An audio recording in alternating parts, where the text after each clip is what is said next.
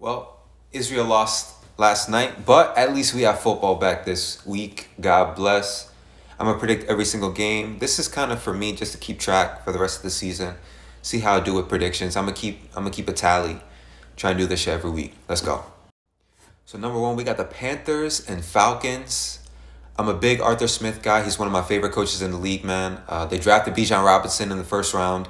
They have one of the best offensive lines, at least one of the best run blocking offensive lines in football. So I'm gonna lean with the Falcons. I think it's gonna be a close game. Bryce Young gonna keep it close. The number one overall pick the Panthers took. I think he's gonna make some plays in this one. But the Panthers have some injuries to their wide receiver core. So ultimately, I think that'll be the difference. Give me the Falcons.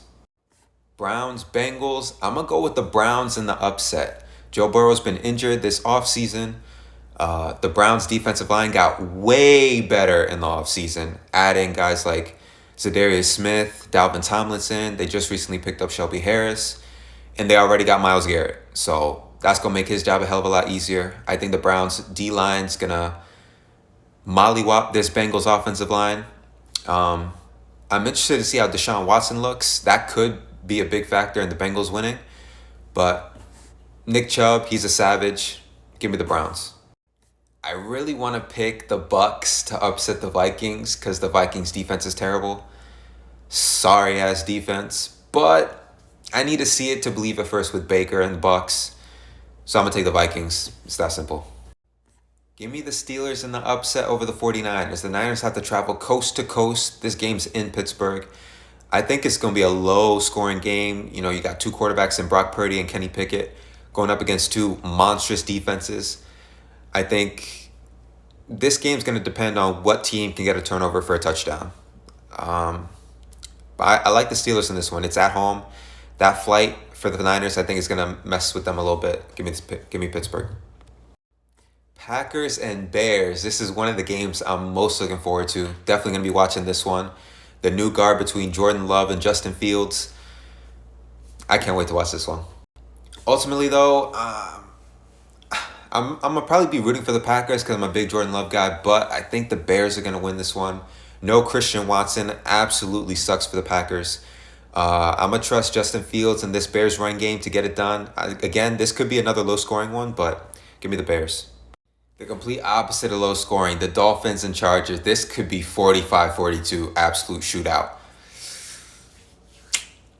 This one's tough. This one is tough. I might go Miami. I don't know. This one is the least confident so far, though.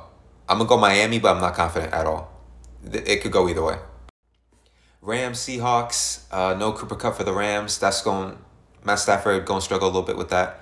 Seahawks, they added Jackson Smith and Jigba. They got Tyler Lockett, DK Metcalf. If Geno can even look like 80% of what he did last year, Seahawks will run away with this one. Texans, Ravens. Let's make this one short and sweet. I got the Ravens. Texans, they still rebuilding. Baltimore with Lamar Jackson back. This should be an easy one. Jaguars, Colts, another game I'm going to be watching, paying close attention to Anthony Richardson, seeing how he do. Of course, the fourth overall pick in this draft by the Colts. Plus, the Jaguars with Calvin Ridley, Trevor Lawrence. A lot of people think he could be MVP this year. It's going to be a fun one to watch. Ultimately, though, I got the Jaguars. The Colts, they're just not there yet. Same thing with the Texans. They rebuilding, Young quarterback, young coach. They rebuilding.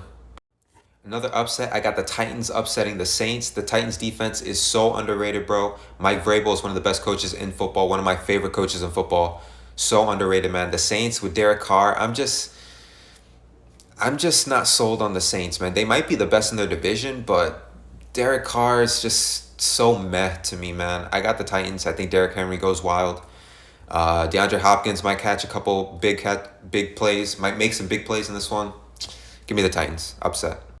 Another easy one between the Commies and the Cardinals. Give me Washington. The Cardinals, no Kyler. Everyone thinks the Cardinals are going to be the number one overall pick this year. Broncos, Raiders. I really do not care at all about this game. Give me the Raiders. Let's go upset. Give me the Raiders. Why not? Patriots Eagles. I think this could be a sneaky game for the Patriots to upset. They're in New England. This Pats defense is insane depth chart wise. Plus, they got Coach Belichick, one of the greatest minds in football. But the Eagles just have a little too much firepower for me to bet against them. But I do think this is going to be a close game. But give me the Eagles. Then Sunday night, Cowboys Giants. I'm a Giants fan, but I think the Cowboys are going to get this one done. They have a little bit too much on offense and defense. They're just a better roster right now. Even though I'm not high on Dak, I'll take the Cowboys. And then Monday night, we got the Jets and the Bills. Give me Rodgers and the Jets, another upset. I think Josh Allen is going to have a couple turnovers. That Jets defense is ferocious. I think the Jets run game is going to go ballistic on the Bills. I think Aaron Rodgers is going to find Garrett Wilson a couple times. Give me the Jets. That's my week one predictions. Let me know what y'all think.